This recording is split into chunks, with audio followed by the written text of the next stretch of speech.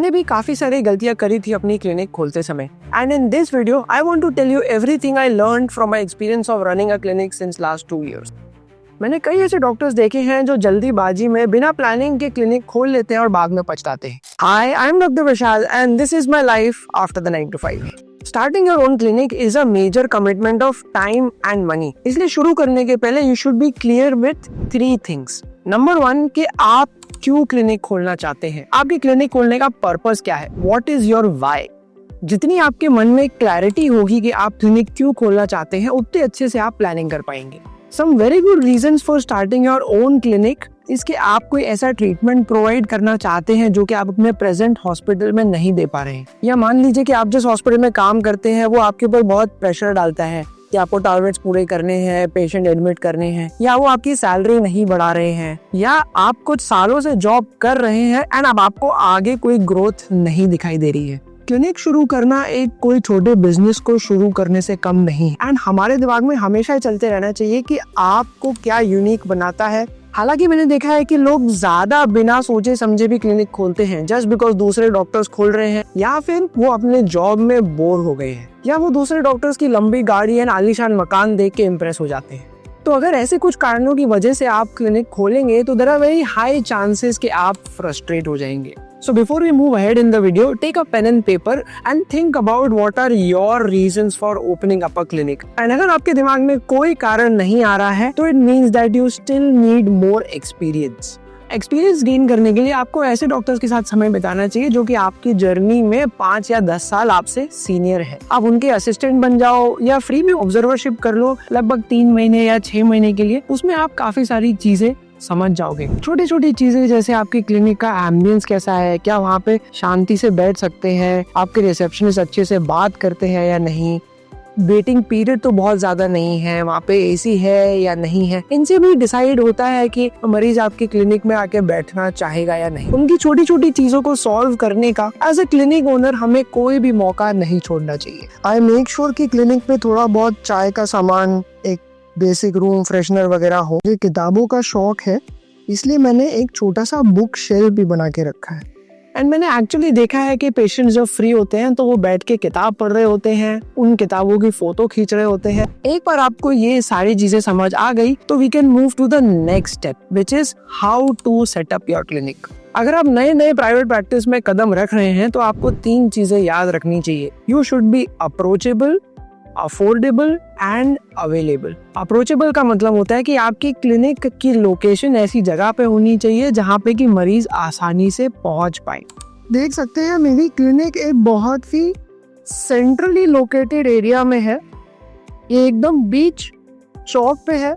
कुछ डॉक्टर सोचते हैं कि अगर वो ऐसी कोई जगह पे क्लिनिक खोलेंगे जहाँ पे ऑलरेडी बहुत सारे डॉक्टर्स हैं तो उन्हें ज्यादा कंपटीशन फेस करना पड़ेगा, बट ये एकदम गलत है। बिकॉज जहाँ पे बहुत सारे डॉक्टर्स ऑलरेडी हैं वहाँ पे बहुत सारे पेशेंट्स भी ऑलरेडी आ रहे हैं, तो आपको अलग से मार्केटिंग के लिए ज्यादा एफर्ट की जरूरत नहीं पड़ेगी। नेक्स्ट इज अफोर्डेबिलिटी, यानी कि आप किस तरीके से अपनी सर्विसेज को मरीजों के लिए अफोर्डेबल बनाओ। अगर आप मरीजों से बहुत ज्यादा पैसे नहीं चार्ज कर सकते, आप कोई बहुत फैंसी पॉश एरिया में नहीं रहते हैं, तो आपको अपने खर्चे कंट्रोल करने पड़ेंगे, विच मीन्स आपको एक सुंदर सस्ता टिकाऊ सेटअप बनाना होगा। तो क्लिनिक खोलते समय मेनली 4 मेजर खर्चे होते हैं। पहला है इंटीरियर। आपको जो जगह दी जाएगी वो एकदम रॉ होगी, आपको उसका अपना इंटीरियर अपने हिसाब से कराना होगा।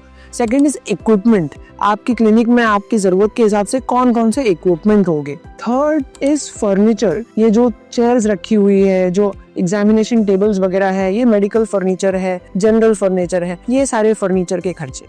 And last is deposit. आपकी जो प्रीमाइसेस है उसका जो ओनर है वो कुछ आपसे डिपॉजिट भी मांगेगा, तो वो भी एक सिग्निफिकेंट अमाउंट हो सकता है। इस टाइप के खर्चे को हम कहते हैं वन टाइम एक्सपेंस, यानी कि खर्चा आपने एक बार कर दिया, दोबारा करने की जरूरत नहीं है। मेरे केस में 2023 में मुझे 2 लाख रुपीस का डिपॉजिट देना पड़ा था। 3 लाख रुपीस मेरे खर्च हुए थे इंटीरियर कराने में। फर्नीचर, जनरल प्लस मेडिकल मिला के लगभग 1 लाख रुपीस खर्च हुए थे। इसके अलावा एसी खरीदना, एजेंट को ब्रोकरेज देना, बाहर एलईडी साइन बोर्ड लगाना, ये भी सारी महंगी चीजें हैं एंड लगभग इसमें 1,50,000 खर्च हुए थे। प्लीज रिमेंबर कि ये एवरेज से ज़्यादा खर्चा है बिकॉज मेरा लोकेशन जो मेरे दिमाग में विजन था कि मैं उसको अच्छे पॉश तरीके से बनाऊंगा, उसके पैसे हैं। आप इससे काफ़ी कम पैसों में भी अपनी क्लिनिक शुरू कर सकते हैं। बट उसी के साथ किसी भी क्लिनिक को चलाने के लिए कुछ रिकरिंग एक्सपेंसेस भी होते हैं, यानी कि ऐसे खर्चे जो आपको हर महीने करने पड़ेंगे। उसमें आती है स्टाफ की सैलरी, इलेक्ट्रिसिटी का बिल, अगर आपने क्लीनिंग के लिए कोई स्टाफ रखा है तो उनकी सैलरी, आप जो स्टेशनरी यूज करेंगे वो खत्म हो जाएगी तो आपको बार बार मंगानी पड़ेगी, आपके जो इक्विपमेंट हैं उनकी रेगुलर सर्विसिंग होगी, आपको अपनी मार्केटिंग के लिए पैसे खर्च करने पड़ेंगे, ऑनलाइन मार्केटिंग, ऑफलाइन मार्केटिंग। मेरे रिकरिंग कॉस्ट में आता है मंथली रेंट जो है 45,000 रुपीज़, स्टाफ की सैलरी जो है 10,000 रुपीज़, एक क्लीनिंग मौशी आती है जो लेती है 1,500 रुपीज़, उसके अलावा छोटे बड़े खर्चे स्टेशनरी वगैरह रिपेयरिंग पकड़ के 1,000 to 1,500 रुपीज़। इलेक्ट्रिसिटी का बिल आता है लगभग 4,000 रुपीज़। मोटा मोटा मेरी क्लिनिक का running expense is 50 to 60,000 rupees per month. तो जब भी आप बजट बना रहे हैं तो ये सारे फैक्टर्स को गिन के अपना बजट बनाइएगा। Out of experience I will tell you कि जो आपके रिकरेंट एक्सपेंसेस है, जो हर महीने का खर्चा है, उसका आपके पास कम से कम 3 महीने या आइडियली 6 महीने का बैकअप होना चाहिए। यानी कि आपके बैंक में, आपके सेविंग्स अकाउंट में इतने पैसे होने चाहिए कि अगर 3 महीने या 6 महीने आपने अपनी क्लिनिक से कुछ भी सिग्निफिकेंट अर्निंग नहीं करी तो भी आप टेंशन में नहीं आओगे। पैसे बचाने के लिए आप अपने इंटीरियर्स पे खर्चा कम कर सकते हैं, लेकिन पैसे बचाने के लिए अपने लोकेशन पे, अपने स्टाफ पे या मार्केटिंग एक्सपेंस पे कॉम्प्रोमाइज नहीं करना चाहिए, बिकॉज ये बाकी चीजों से ज्यादा इंपॉर्टेंट है। वर्ड ऑफ माउथ मार्केटिंग आज के समय में भी गोल्ड स्टैंडर्ड है, बट इंटरनेट की दुनिया में, मॉडर्न जमाने में पेशेंट भी बिना गूगल किए आप तक नहीं पहुंचता है। अगर आप चाहते हैं कि आपके पास कोई चेकलिस्ट आ जाए जिसमें ये सारी चीजें लिखी हो, तो मैंने एक PDF गाइड बनाई है जो कि आपको डिस्क्रिप्शन बॉक्स में दी गई लिंक द्वारा मिल जाएगी। उसमें मैंने इस वीडियो के अलावा भी काफी चीजें डिस्कस करी हैं, so make sure to download that guide and I hope it will help you in setting up your own clinic. तो हमने व्हाई समझ लिया, हाउ समझ लिया, अब समय आता है व्हाट, यानी कि what services will you offer in your clinic.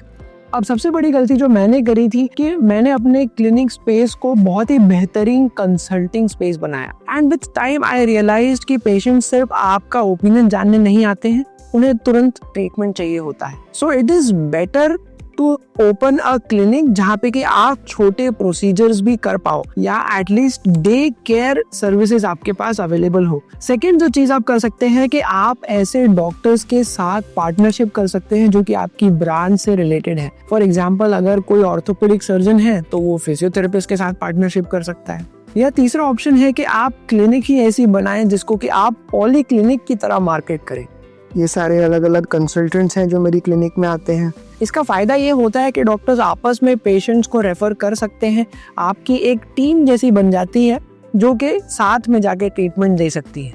And सबसे बड़ी बात कि क्लिनिक को चलाने की पूरी रिस्पॉन्सिबिलिटी सिर्फ आपके ऊपर नहीं आती है। आप अपनी क्लिनिक में पैथोलॉजी सर्विसेज, फार्मेसी सर्विसेज भी अवेलेबल करा सकते हैं। हालांकि जितनी ज्यादा आप सर्विसेज बढ़ाते जाते हैं उतना ज्यादा कंप्लायंस भी बढ़ता जाता है। कंप्लायंस यानी कि rules and regulations, paper work, registrations, NOCs वगैरह वगैरह। अगर आपको ये सब चीजें बहुत कॉम्प्लिकेटेड लग रही है तो घबराने की बात नहीं है। आप पहले किसी क्लिनिक में ज्वाइन होके देखिए, या आप अपने जॉब में रहते रहते भी क्लिनिक शुरू कर सकते हैं। फॉर एग्जाम्पल, मैं 9 to 5 जॉब भी करता हूँ एंड ये क्लिनिक को मैं अपने शाम के समय यूज करता हूँ। तो संडे के दिन जब मरीज नहीं होते हैं तो ये मेरा कंटेंट क्रिएटिंग स्टूडियो जैसा भी बन जाता है। धीरे धीरे जैसे आपकी प्रोग्रेस होगी, आपका करियर बढ़ेगा आगे, ज्यादा पेशेंट्स आपको जानेंगे, तो आप डिसाइड कर सकते हैं कि आपको फुल टाइम प्राइवेट प्रैक्टिस में जाना है या जॉब एंड प्राइवेट प्रैक्टिस दोनों करनी। सो आई होप इस वीडियो से आपको कुछ क्लैरिटी आई होगी कि आप आगे क्या करना चाहते हैं। अगर आप कंफ्यूज्ड हैं कि आप जॉब करें या प्राइवेट प्रैक्टिस करें या सब छोड़ छाड़ के अब्रॉड सेटल हो जाएं, तो आपको ये वीडियो जरूर देखना चाहिए।